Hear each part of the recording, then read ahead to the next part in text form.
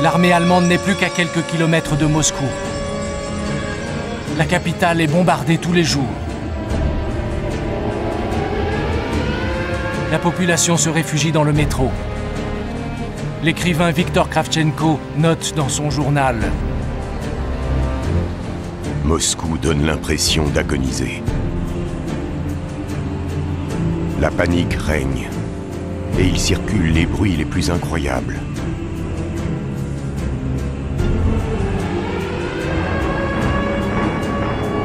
Certains disent qu'un coup d'État a éclaté au Kremlin et qu'on a arrêté Staline.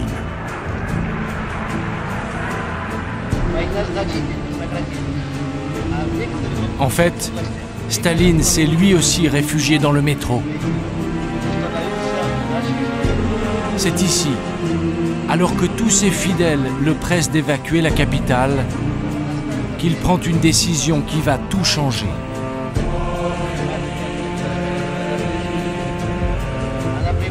Malgré le danger, il décide de rester à Moscou. Dans quelques heures, il s'adressera à ses soldats.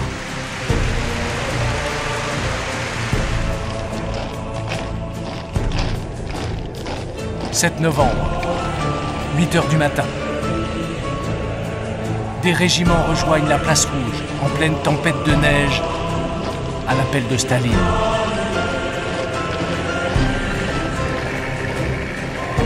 Les chars viennent directement du front et sont armés. Les Allemands peuvent attaquer à tout moment. Mais le discours de Staline galvanise les troupes.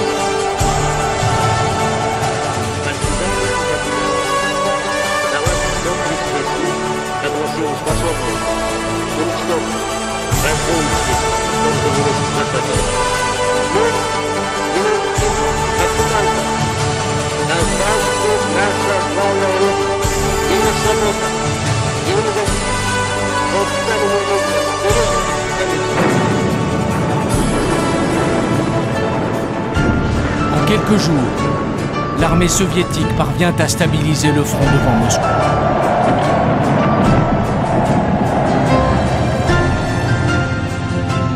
Mais ce n'est que 10 mois plus tard, à l'été 1942, que va se jouer l'une des plus grandes batailles du siècle. Nous sommes à Stalingrad. C'est le tournant de la Seconde Guerre mondiale.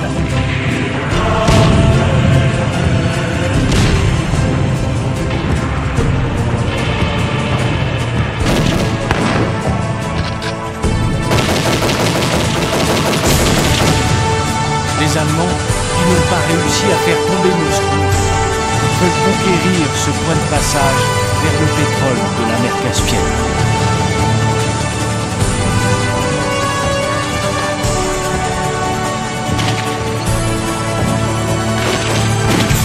Ils occupent 90% de la ville. Mais il leur reste encore quelques centaines de mètres à gagner.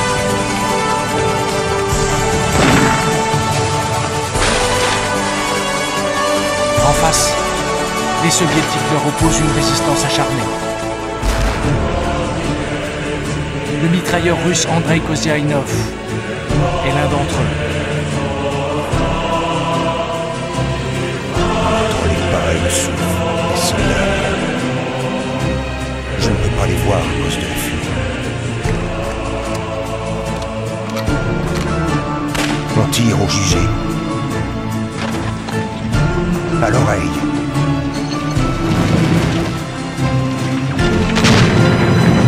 Ma tête bourdonne.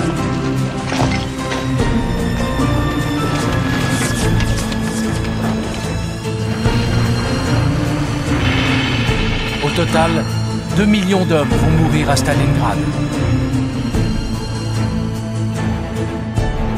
Pour la première fois depuis le début de la guerre, Staline sagement a décidé de ne pas intervenir lui-même et de laisser faire son chef d'état-major, le général Zhukov.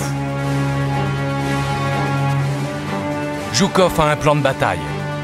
Il veut prendre au piège les Allemands dans la ville qu'ils viennent de conquérir.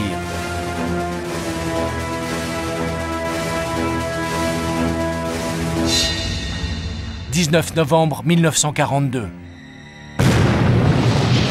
7 heures du matin. 1400 chars, plus de 1000 avions et 1 million de soldats soviétiques se ruent sur les flancs de l'armée nazie. Ces images, filmées après la bataille lors d'une reconstitution, montrent la jonction des deux armées russes.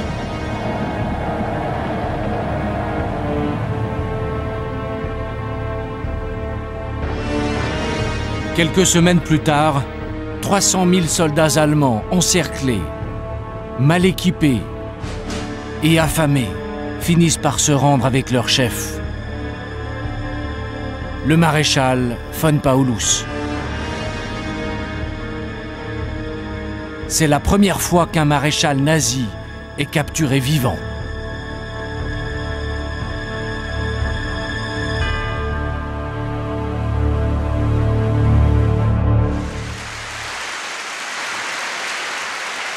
Pour Staline, c'est un miracle. Aux yeux du monde, c'est lui qui, le premier, a fait plier Adolf Hitler. Et c'est lui qui va lancer pendant les 2 prochaines années la contre-offensive héroïque des soldats russes contre l'Allemagne.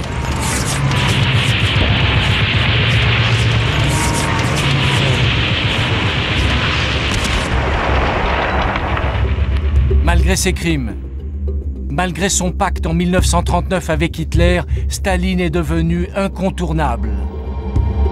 À Moscou, lors de la visite du général de Gaulle, puis quelques mois plus tard, à la conférence de Yalta, les Alliés viennent tous rencontrer le grand Staline.